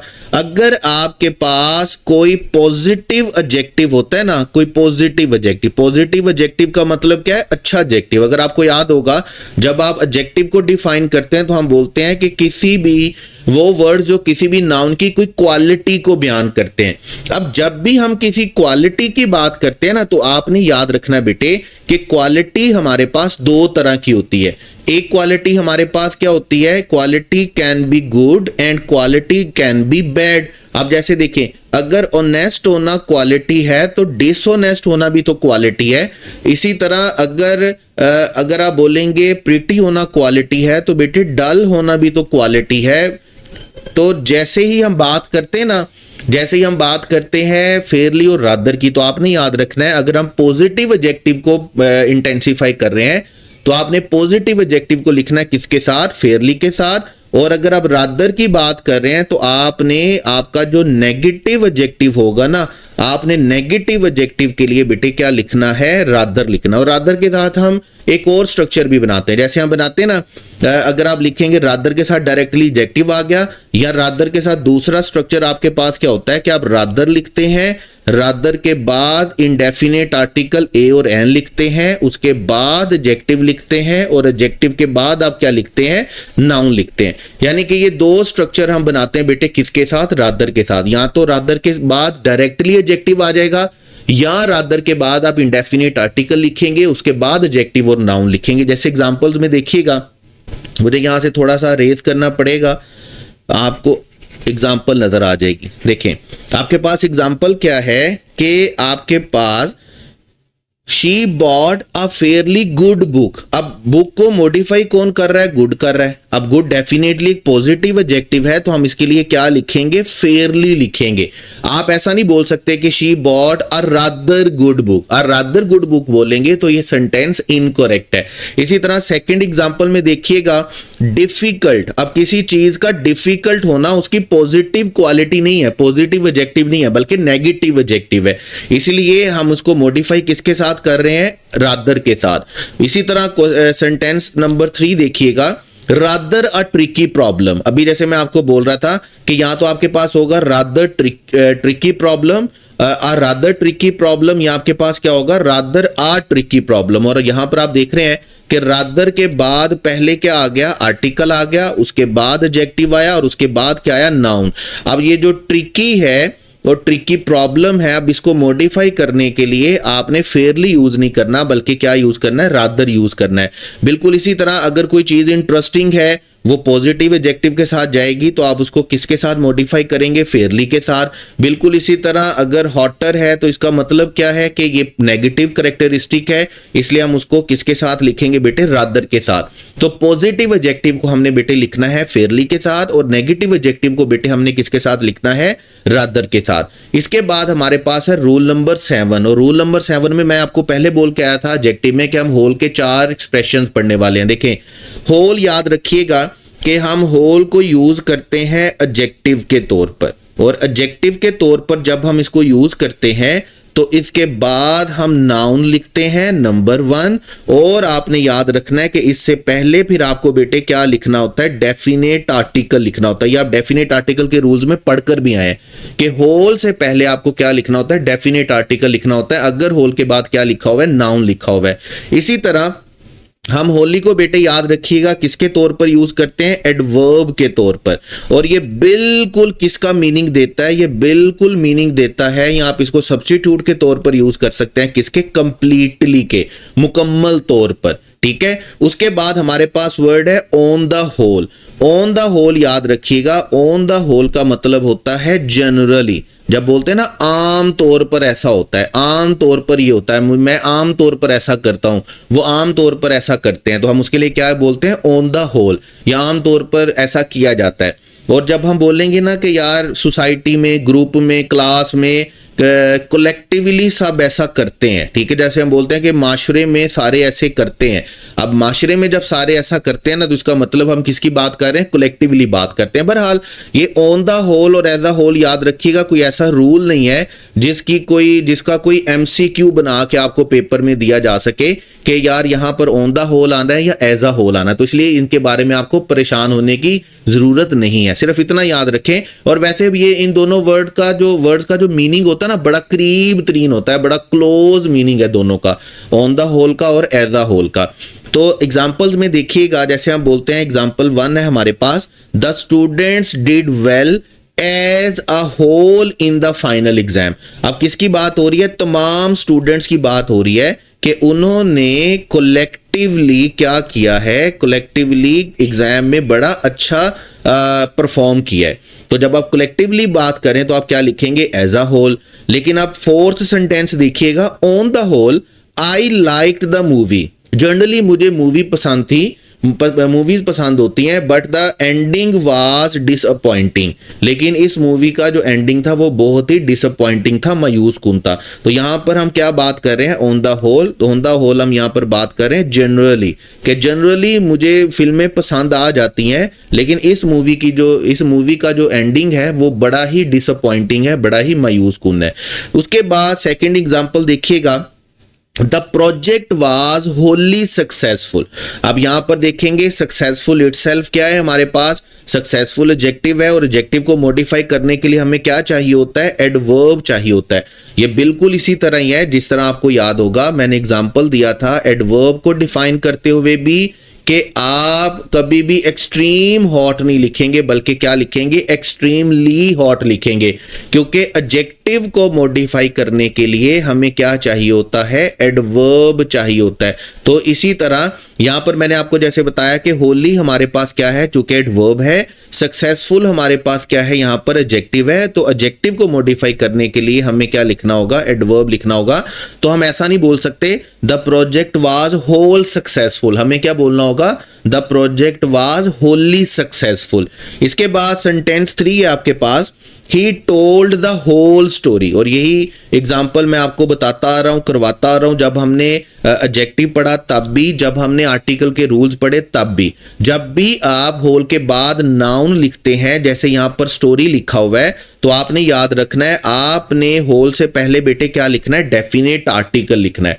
तो ये 4 वर्ड्स हैं, 4 एक्सप्रेशंस हैं, आप 4 वेरिएंट्स बोल सकते हैं, 4 वर्जन बोल सकते हैं आपके पास होल के। होल है, होली है, ऑन द होल है और एज अ होल है। उसके बाद आपके पास है रूल 8। रूल 8 में आप बिफोर और गो पहले भी पढ़कर आते हैं। जैसे जब हमने डायरेक्ट इनडायरेक्ट पढ़े थे ना, तो उसमें हमने कहा था कि अगर हमारा सेंटेंस का फर्स्ट पार्ट जो है, अगर हमारे सेंटेंस का जो फर्स्ट पार्ट है वो पास में होगा, तो सेकंड वाले का हम क्या करेंगे, सेकंड वाले का हम टेंस चेंज करेंगे।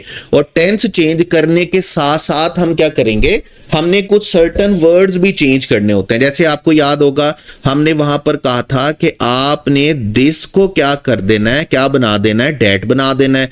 इसी तरह हमने क्या कहा, मैंने आपको बताया कि आपने दीज को क्या बना देना है, आपने दीज को बेटे बना देना है, दोज बना देना है। इसी तरह आपने इट को भी क्या बना देना है, आपने इट को भी डैट बना देना है। फिर हमने कहा कि आपने क्या करना है, नाउ को क्या बना देना है, देन बना देना है।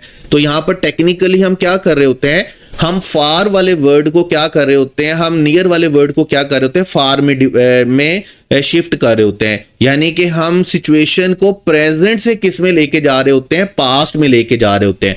वहां पर आपने ये भी पढ़ा कि जब आप बिफोर लिखेंगे, अगर वहां पर बिफोर लिखा हुआ होगा तो आपने उसको किसके साथ रिप्लेस कर देना है, अगो के साथ। और बड़े सारे वर्ड थे, टू नाइट को डेड नाइट के साथ, टू डे को डेड डे के साथ, टुमारो को द नेक्स्ट डे के साथ, या द फॉलोइंग डे के साथ, येस्टरडे को द प्रीवियस डे के साथ।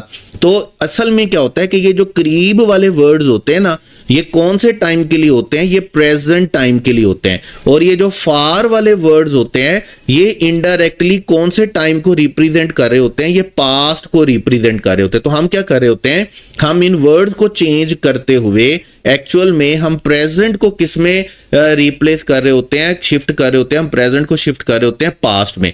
अब हमारे पास क्या यहां पर याद रखिएगा, जहां पर भी बिफोर होगा तो आपने देख लेना है कि आप कौन से टाइम की बात कर रहे हैं। आप बात करनी चाहिए आपको प्रेजेंट की, और अगर प्रेजेंट की बात नहीं हो रही, पास्ट की बात हो रही है, तो फिर आपके पास बेटे कौन सा वर्ड होना चाहिए, अगो का वर्ड होना चाहिए। जैसे देखें, I always brush my teeth, जब ऑलवेज ब्रश आ गया तो इसका मतलब हम प्रेजेंट की बात कर रहे हैं, तो प्रेजेंट के लिए हमने क्या लिखा, बिफोर लिखा। यूजुअली फिनिशेस, प्रेजेंट आ गया तो हमने क्या लिखा, बिफोर लिखा। अब थर्ड सेंटेंस में देखिएगा, आई मेट हिम, मैं उससे मिला, मेरी उससे मुलाकात हुई, कब हुई जी, 2 years। अब मैं यहां पर ये नहीं लिख सकता बिफोर 2 years या 2 years बिफोर, चूंकि पास्ट की बात हो रही है तो पास्ट के लिए मुझे बेटे क्या लिखना है, अगो लिखना है। बिल्कुल इसी तरह फोर्थ सेंटेंस देखिएगा, दे मूव्ड, जब पास्ट की बात हो रही है तो मैं बिफोर 5 months या 5 months बिफोर नहीं लिखूंगा, बल्कि मैं क्या लिखूंगा, 5 months अगो। अगो का मतलब ही क्या है कि आप कौन से टाइम की बात कर रहे हैं, पास्ट की बात कर रहे हैं। बिल्कुल इसी तरह ही लेफ्ट द ऑफिस, वो अपने ऑफिस से रवाना हुआ, और कब रवाना हुआ है जी, 3 hours अगो। आप इसको बिफोर के साथ नहीं लिख सकते। अगर प्रेजेंट की बात है तो आपने बिफोर लिखना है, बिल्कुल उसी तरह जिस तरह हम दिस लिखते हैं, हम दीज लिखते हैं, इट लिखते हैं, नाउ लिखते हैं, बिफोर लिखते हैं।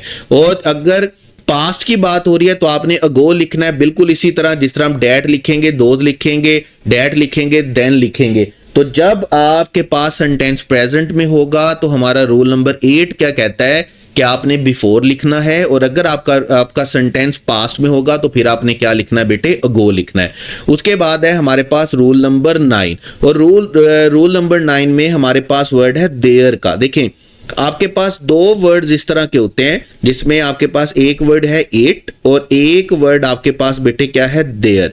इन दोनों वर्ड्स को हम क्या बोलते हैं, हम बोलते हैं इनको क्या बोलते हैं, हम इनको कभी भी सेंटेंस में एक्चुअल सब्जेक्ट के तौर पर चूंकि यूज नहीं कर रहे होते, हम इनको क्या कर रहे होते हैं, हम इनको सेंटेंस में सब्जेक्ट की जगह पर आर्जी तौर पर यूज कर रहे होते हैं। तो इसलिए हम इनको बेटे टेम्पररी सब्जेक्ट्स बोलते हैं। वो सेंटेंसेस जिनमें हमारे पास जेन्युइनली एक्चुअली सब्जेक्ट नहीं होता लिखने के लिए, वहां पर हम इट या देयर का यूज करते हैं। और हम इनका यूज किसके लिए करते हैं, हम इनका यूज करते हैं टेम्पररी सब्जेक्ट के तौर पर।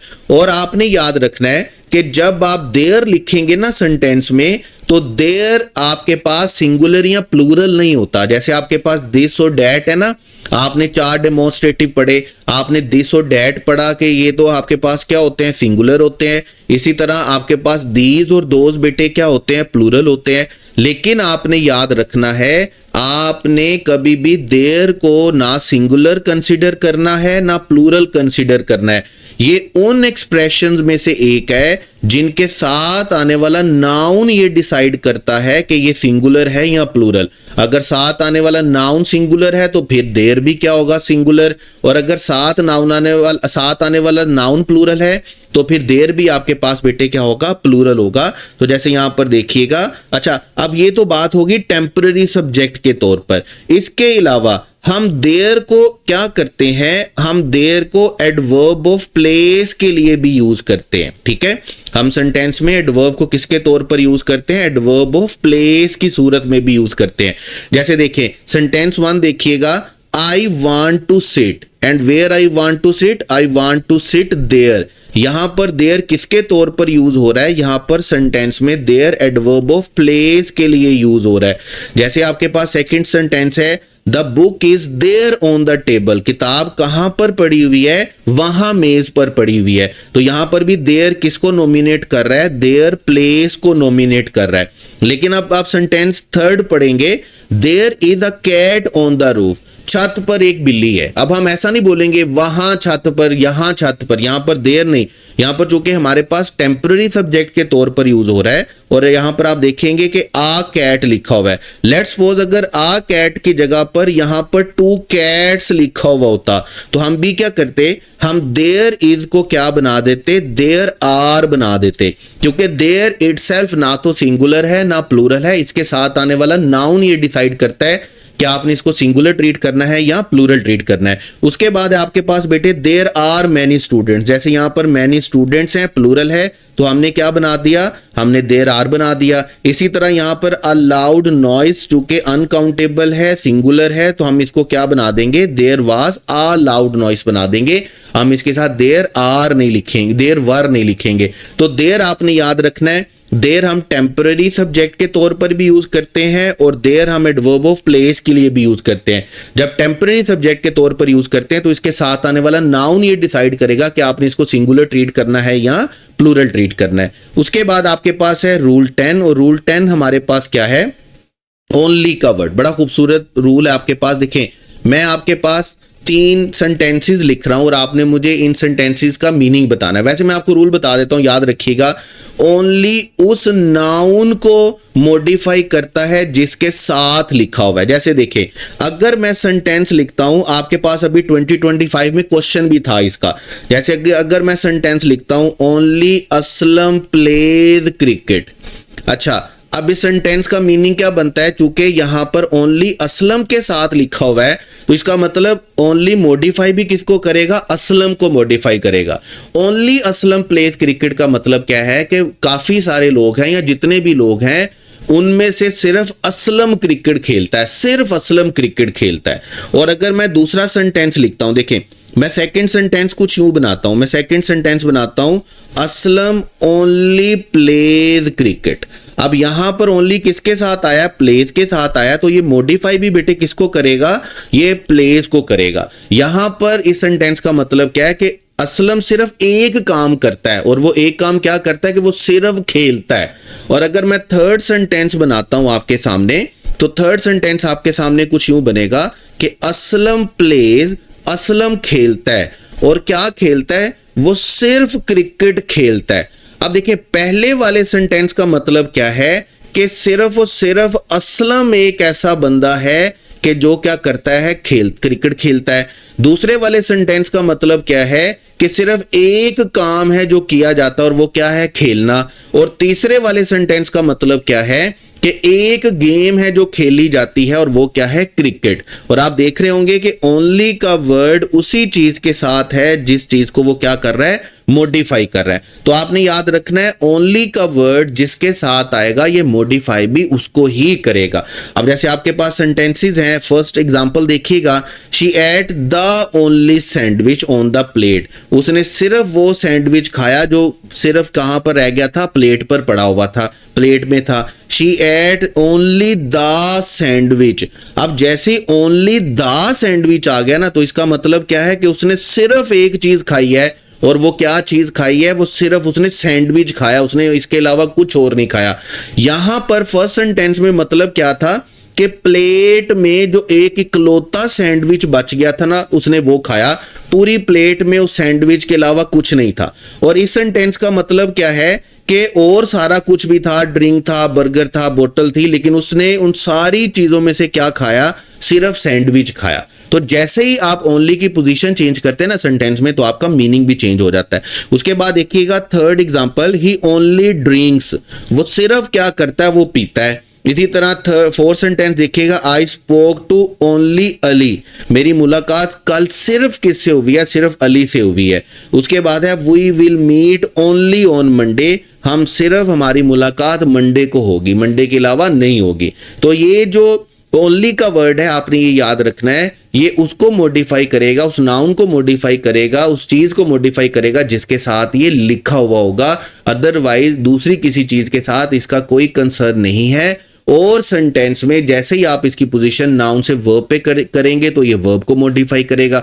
तो ये जिस चीज के साथ आएगा ना उसी को मॉडिफाई करेगा, बाकी किसी दूसरी चीज के साथ इसका कोई लेना देना नहीं होगा। उसके बाद आपके पास रूल 11 और रूल 11 क्या है, 2 वर्ड्स हैं, याद रखिएगा। हमारे पास एक वर्ड है हमारे पास लाइक और एक वर्ड है हमारे पास एज। देखें, अगर तो इसके बाद नाउन लिखा हुआ हो ना तो आपने कौन सा वर्ड लिखना है, लाइक का। और अगर इसके बाद सब्जेक्ट और वर्ब दोनों लिखे हुए हों तो फिर बेटे आपने फिर क्या लिखना है, एज लिखना है। जैसे यहां पर आप देखेंगे ही रन्स, और वो भागता है किसकी तरह, लाइक अ चीता। अब चीता आपके पास क्या है, नाउन है। जब नाउन लिखा हुआ है ना तो आप इस सेंटेंस को इस तरह नहीं बोल सकते ही रन्स एज अ चीता। आप क्या बोलेंगे, ही रन्स लाइक अ चीता। अगर नाउन है तो नाउन के लिए बेटे आपने लाइक लिखना है, नाउन के लिए आपने एज नहीं लिखना। बिल्कुल इसी तरह जिस तरह बोलते हैं she sings like an angel, और एंजल आपके पास क्या है, नाउन है। नाउन है तो आपने बेटे क्या लिखना है, लाइक लिखना है, एज नहीं लिखना। आप इस सेंटेंस को इस तरह नहीं बोल सकते कि she sings as an angel. आप क्या बोलेंगे, she sings like an angel. उसके बाद आपके पास है ही रन्स एज। अब यहां पर आप देखिएगा he runs a coach teaches him, वो भागता है जैसा कि उसको कोच टीच करता है। अब आप यहां पर देख रहे होंगे कि एज के बाद आपके पास क्या आ गया, सब्जेक्ट आ गया, और उसके साथ आपके पास क्या आ गया, वर्ब आ गया। ठीक है, अब टेक्निकली पता क्या होता है, अगर आप ग्रामर में बात करें तो टेक्निकली एज हमारे पास क्या है, प्रेपोजिशन है, क्योंकि ये नाउन की बात कर रहा होता है तो फिर ये क्या है, प्रेपोजिशन। और एज हमारे पास क्या है, किसका फंक्शन, किसका रोल प्ले कर रही होती है, एज हमारे पास रोल प्ले कर रहा होता है बेटे किसका, कंजंक्शन का। किसका रोल प्ले कर रहा होता है, कंजंक्शन का। तो जब हमारे पास सब्जेक्ट और वर्ब होगा, दोनों चीजें होंगी, तो हमने क्या लिखना है, एज। और जब हमारे पास सिर्फ नाउन होगा तो फिर हमने क्या लिखना है, लाइक लिखना है। जैसे लास्ट एग्जांपल देखिएगा, he smiled as I entered. As I entered का मतलब क्या है, सब्जेक्ट आ गया और वर्ब आ गया। जब सब्जेक्ट और वर्ब आ गया तो इस सेंटेंस में आप इस तरह नहीं लिख सकते कि he smiled like I entered the room. क्या आएगा, he smiled as I entered the room. ठीक है, तो आपने याद रखना है जहां पर भी लाइक आएगा, लाइक के बाद क्या होना चाहिए आपके पास, नाउन। और अगर सब्जेक्ट वर्ब दोनों है यानी कि क्लॉज दी हुई है पूरी, तो फिर आपके पास बेटे क्या आएगा, एज आएगा। उसके बाद हमारे पास है रूल नंबर 12। अब रूल नंबर 12 में आप इस वर्ड को याद रखिएगा, इंडेफिनेट फ्रीक्वेंसीज। इंडेफिनेट फ्रीक्वेंसीज हमारे पास क्या होती हैं, देखिए हम क्या करते हैं, जब हम एडवर्ब ऑफ टाइम की बात करते हैं ना, जब हम एडवर्ब ऑफ टाइम की बात करते हैं तो हम अपने एडवर्ब ऑफ टाइम को दो हिस्सों में डिवाइड कर लेते हैं। एक हमारे पास होता है डेफिनेट फ्रीक्वेंसी। डेफिनेट फ्रीक्वेंसी वो है जो अभी इससे पहले तक हम पढ़ कर आए। जैसे लाइक अगर आप बोलते हैं कि मंडे को ये काम हुआ, तो ये आप कौन सी फ्रीक्वेंसी की बात कर रहे हैं, या आप डेफिनेट फ्रीक्वेंसी की बात कर रहे हैं। अगर आप कह रहे हैं कि 2026 में ये काम हुआ, अगर आप कह रहे हैं जून में ये काम हुआ, अगर आप कह रहे हैं कि 2 बजे ये काम हुआ, तो इसका मतलब आप डेफिनेट टाइम की बात कर रहे हैं ना। तो जब आप डेफिनेट टाइम की बात कर रहे होते हैं तो इसका मतलब आप क्या बोल रहे हैं, डेफिनेट फ्रीक्वेंसी बोल रहे हैं। फिर हमारे पास दूसरी तरह का टाइम क्या होता है, जिसको हम बोलते हैं इनडेफिनेट। इनडेफिनेट जो मतलब मुतय्यन नहीं होता। जैसे फर्ज करें हमारे पास वर्ड्स हैं ऑलवेज। अब मैं आपको जैसे यहां पर वर्ड लिखूंगा ना ऑलवेज, तो ऑलवेज हमारे पास बेटे कौन सी फ्रीक्वेंसी है, ऑलवेज हमारे पास इनडेफिनेट फ्रीक्वेंसी है। इनडेफिनेट फ्रीक्वेंसी का मतलब क्या है कि ये मुय्यन नहीं है, मुतय्यन नहीं है। जैसे हम कहते हैं 2 बजे जून में, 5 जून को, 10 जून को, 2026 में, मंडे को, तो ये मैं क्या कर रहा हूं, ये मैं डेफिनेट टाइम की बात कर रहा हूं। इनडेफिनेट टाइम हमारे पास क्या होते हैं, ऑलवेज का वर्ड है, यूजुअली का वर्ड है, ऑफन है, समटाइम्स है, ओकेजनली है, सेल्डम है, रेयरली है, नेवर है। अब ये जितने वर्ड्स आपके सामने लिखे हुए हैं ना, ये सारे के सारे एडवर्ब ऑफ टाइम्स हैं। Adverb of time, adverbs of time है, लेकिन एडवर्ब्स ऑफ टाइम कौन से हैं, इंडेफिनेट फ्रीक्वेंसीज हैं। अब जब हम सेंटेंस में इंडेफिनेट फ्रीक्वेंसी की बात करेंगे ना, तो हम याद रखेंगे कि आपने इंडेफिनेट फ्रीक्वेंसी को 3 तरह से सेंटेंस में लिखना होता है।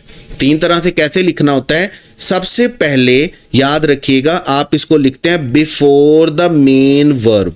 ये सबसे पहली पोजीशन आपने इसकी याद रखनी है। अगर सेंटेंस में कोई हेल्पिंग वर्ब नहीं है, क्योंकि हमारे पास कुछ टेंसेस इस तरह के होते हैं ना जिसमें हेल्पिंग वर्ब नहीं होता। जैसे देखिए जब हम प्रेजेंट इंडेफिनेट के एफर्मेटिव की बात करते हैं तो हमारे पास सेंटेंस में कोई हेल्पिंग वर्ब नहीं होता। बिल्कुल इसी तरह जब हम पास्ट इंडेफिनेट के एफर्मेटिव सेंटेंस की बात करते हैं तो हमारे पास कोई हेल्पिंग वर्ब नहीं होता। यहां पर हम वर्ब की फर्स्ट फॉर्म लिख रहे होते हैं और यहां पर हम वर्ब की सेकंड फॉर्म लिख रहे होते हैं। यहां पर हम फिर ऐसे ही इसका एडिशन करते हैं अपने सब्जेक्ट के अकॉर्डिंगली। लेकिन हम इन दोनों सेंटेंसेस में कोई हेल्पिंग वर्ब यूज नहीं कर रहे होते।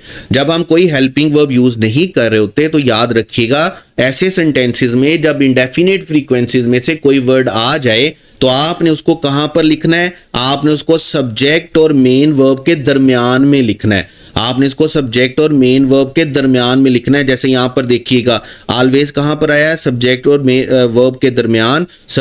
ऑफन कहां पर आया है, सब्जेक्ट और वर्ब के दरमियान। और रेयरली कहां पर आया है, सब्जेक्ट और वर्ब के दरमियान। दूसरी पोजीशन क्या है कि अगर आपके पास हेल्पिंग वर्ब दिया हुआ है तो आपने याद रखना है, और मैं आपको वैसे ज्यादा आसानी के लिए बता दूं कि ये जितने भी इंडेफिनिट फ्रीक्वेंसीज है ना, ये आपके सेंटेंस में हमेशा कहां पर आएंगे, वर्ब से पहले आएंगे। जैसे अगर हेल्पिंग वर्ब दिया हुआ है तो फिर आपने इनको कहां पर लिखना है, हेल्पिंग वर्ब के बाद लिखना और वर्ब से पहले लिखना है। ठीक है, आप देख रहे हैं आपके पास क्या है, शी हैज ऑफन विजिटेड। अब विजिटेड हमने कहां पर लिखा, हेल्पिंग वर्ब और वर्ब के दरमियान। हेल्पिंग वर्ब और वर्ब के दरमियान लिखने का मतलब क्या है कि हमने वर्ब से पहले लिखा। इसी तरह तीसरी सिचुएशन हमारे पास क्या है, जब हमारे पास सेंटेंसेस में बी फॉर्म दी होती है, वर्ब हमारे दिए ही नहीं होता। जैसे हमारे पास इज एम आर है, जैसे हमारे पास वाज वर है। मैं आपको बार बार बताता हूं कि इनको हम क्या बोलते हैं, बी फॉर्म बोलते हैं। तो शी इज, आप देखेंगे she is always, they are usually, he was never. यहां पर हम क्या कर रहे हैं, हम अपने इंडेफिनिट फ्रीक्वेंसीज को कहां पर लिख रहे हैं, हम बी फॉर्म के बाद लिख रहे हैं। तो ये तीन कंडीशन, जो तीन पोजीशंस हैं, ये आपने याद रखनी है। अगर सेंटेंस में कोई हेल्पिंग वर्ब नहीं है तो फिर ये सब्जेक्ट और वर्ब के दरमियान आएंगे। अगर सेंटेंस में हेल्पिंग वर्ब है तो फिर ये हेल्पिंग वर्ब और वर्ब के दरमियान आएंगे। और अगर सेंटेंस में बी फॉर्म दी हुई है तो फिर ये बी फॉर्म के बाद आएंगे। आपने ऐसा कभी नहीं लिखना शी ऑलवेज इज पंक्चुअल, आपने क्या लिखना है, शी इज ऑलवेज पंक्चुअल। उसके बाद एडवर्ब का लास्ट रूल जो हमारे पास है बेटे, वो हमारे पास है समटाइम्स, समटाइम और समटाइम। तीन वर्ड्स हैं हमारे पास।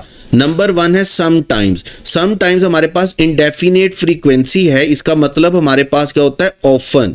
ऑफन जैसे हम बोलते हैं ना, जैसे हम बोलते हैं यूजुअली, जिसको हम उर्दू में क्या बोलते हैं, आप उर्दू में एक वर्ड बोलते हैं इसके लिए, अक्सर औकात। आप इसके लिए क्या बोलते हैं, उर्दू में एक वर्ड बोलते हैं, बाज़-औकात। ठीक है, आप इसके लिए वर्ड यूज करते हैं ना, अक्सर औकात या बाज़-औकात। ऑफन का वर्ड यूज होता है, समटाइम्स का वर्ड यूज होता है, या यूजुअली का वर्ड यूज होता है। आमतौर पर बाज़-औकात, अक्सर औकात। उसके बाद अगर आप इसको इकट्ठा लिख देंगे ना और एस के बगैर लिखेंगे समटाइम, तो फिर आपने याद रखना है ये हमारे पास होता है इंडेफिनिट फ्यूचर के लिए। ये हमारे पास किसके लिए होता है, इंडेफिनिट फ्यूचर के लिए। इंडेफिनिट फ्यूचर का मतलब क्या है कि जब हम बाहर फ्यूचर की कर रहे होंगे और इंडेफिनिट टाइम की बात कर रहे होंगे। जैसे हम बोलते हैं कि यार कभी जरूर मुलाकात होगी, जैसे बहुत देर के बाद अगर आपकी किसी दोस्त के साथ मुलाकात होती है, या हमारे घर मेहमान आ जाते हैं और अच्छी खासी खातर तवाज़ा करवाने के बाद जब वो जाने लगते हैं ना, तो बड़े ही मतलब कि धीमे से लहजे में और टूटे हुए लहजे में कहते हैं कि आइएगा जी, कभी हमारे घर भी चक्कर लगाइएगा, कभी आए ना आप हमारे घर। तो ये जो बात होती है ना, इसको हम बोलते हैं इंडेफिनिट फ्यूचर। जैसे हम बोलते हैं यार दोस्त जो है ना, हम क्रिकेट खेलते थे तो क्या करते हैं, दोस्तों से दोबारा मुलाकात होती है तो कहते हैं चलो यार किसी दिन दोबारा क्रिकेट का प्रोग्राम बनाते हैं, यार मैं तुमसे ना कभी दोबारा मुलाकात करूंगा, कभी दोबारा खाना इकट्ठा खाते हैं। तो ऐसी सूरत में जब हम इंडेफिनिट फ्यूचर की बात करते हैं तो आपने वर्ड कौन सा यूज करना है, सम टाइम। और यहां पर आप देख रहे हैं एस का एडिशन नहीं और ये इकट्ठा भी लिखा हुआ है। लेकिन अगर आप इसको स्पेस के साथ लिखें, सम को अलहदा लिखें और टाइम को अलहदा लिखें, तो फिर याद रखिएगा फिर ये ड्यूरेशन के लिए लिखा जाता है, फिर ये पीरियड के लिए लिखा जाता है, जिसको आप उर्दू में क्या बोलते हैं, थोड़ी देर। जैसे मैं बोलता ना कि यार थोड़ी देर बाद ये काम करते हैं, मैं थोड़ी देर बाद आपसे बात करता हूं। तो ऐसी सूरत में आपने सम टाइम लिखना और फिर आपने इसको इकट्ठा नहीं लिखना, आपने इसको क्या करना है, स्पेस के साथ लिखना है। जैसे एग्जांपल्स देखिएगा, I sometimes go to the gym, मैं बाज औकात अक्सर औकात क्या करता हूं, जिम जाता हूं। उसके बाद शी समटाइम्स फॉरगेट्स हर की, वो बाज औकात अक्सर औकात क्या करती है, अपनी चाबियां भूल जाती है। अब अगर आपका क्वेश्चन बनता है ना, याद रखिएगा आपका क्वेश्चन बनता अगर इस रूल के ऊपर, तो आपका अल्फा ऑप्शन जैसे क्या होगा, आपका अल्फा ऑप्शन बनाया जाएगा समटाइम्स। आपका सेकंड ऑप्शन क्या होगा, आपका सेकंड ऑप्शन हो जाएगा सम टाइम। आपका थर्ड ऑप्शन क्या बनेगा, आपका थर्ड ऑप्शन बनेगा सम टाइम, और ये क्या होगा, स्पेस से होगा, और डेल्टा ऑप्शन कोई भी कर दिया जाएगा, जैसे आपको सम टाइम ही लिखा जाएगा स्पेस के साथ, लेकिन टाइम को क्या बना दिया जाएगा, टाइम्स बना दिया जाएगा। अब ये तो टेक्निकली वर्ड ही गलत है, 3 वर्ड्स होंगे और आपने सेंटेंस के अकॉर्डिंगली ये देखना होगा कि मेरा कौन सा वर्ड है जो ठीक है। जैसे फर्स्ट 2 एग्जांपल्स के अकॉर्डिंगली आपका करेक्ट ऑप्शन क्या होना चाहिए, अल्फा होना चाहिए। बिल्कुल इसी तरह नेक्स्ट वन देखिएगा, next 2 sentences, let's meet some time next week, यार अगले हफ्ते में ना कभी मिलते हैं। अब आप यहां पर सम टाइम्स नहीं लिख सकते, ना ही सम टाइम स्पेस वाला लिख सकते हैं। कहता है अगले हफ्ते में कभी मुलाकात करते हैं, he visited me some time last year. ठीक है, यहां पर ये बात पास्ट के लिए आ गई, लेकिन हम प्रेफर ये करते हैं कि ये बात हम किसके लिए लिखें, फ्यूचर के लिए लिखें। लेकिन ये सेंटेंस लिखने का मकसद ऐसा था कि ये जरूरी नहीं है कि ये सिर्फ फ्यूचर के लिए होगा, ये पास्ट के लिए भी यूज हो सकता है कि उसने किसी टाइम पता नहीं विजिट किया था यार लास्ट ईयर। जब आप इस सेंस में बोलते हैं ना, तो आप उसके लिए कौन सा वर्ड यूज करते हैं, सम टाइम का। अब अगर आप इन 2 सेंटेंसेस के अकॉर्डिंगली देखेंगे तो आपका करेक्ट ऑप्शन इन चारों में से कौन सा होने वाला है, बीटा होने वाला है। उसके बाद है I need some time to finish this assignment, मुझे ये असाइनमेंट खत्म करने के लिए थोड़ा सा वक्त चाहिए, थोड़े से वक्त की जरूरत है। तो जब हम थोड़े से वक्त की, थोड़ी देर की बात करते हैं, तो इसका मतलब हम एडवर्ब की बात कर रहे होते हैं और हम उसको स्पेस के साथ लिखते हैं, एस के बगैर लिखते हैं। बिल्कुल इसी तरह जैसे लास्ट सेंटेंस देखिएगा, it took me some time to understand the lecture, मुझे लेक्चर समझ आने में थोड़ा टाइम लगा। अब थोड़ा टाइम की जब आप बात करेंगे तो डेफिनेटली बेटे आपके पास क्या यूज होगा, सम टाइम। और आप यहां पर देख रहे हैं कि सेंटेंस 5 और सेंटेंस 6 के लिए अगर आपके पास ये 4 ऑप्शंस होंगी तो आपका करेक्ट ऑप्शन दोनों के लिए क्या होने वाला है, चार्ली होने वाला है। तो ये है बेटे हमारे पास rule number 13, sometimes, some time और some time with a space. तो ये है हमारे पास 13 गोल्डन रूल्स ऑफ एडवर्ब, और मुझे यकीन है कि आपको बड़े अच्छे तरीके से, बड़े इसको क्या बोलेंगे, बड़े मज़े से आपको ये समझ में आ गए होंगे। फिर भी अगर कोई बात समझ में नहीं आई है तो परेशान होने की बिल्कुल भी ज़रूरत नहीं है, आपने पूछ लेना है। और यहाँ पर हमारा एडवर्ब क्या होता है, ख़त्म। नेक्स्ट टॉपिक के साथ आपके साथ मुलाकात होगी। Till then wish you all the best. अल्लाह हाफिज़।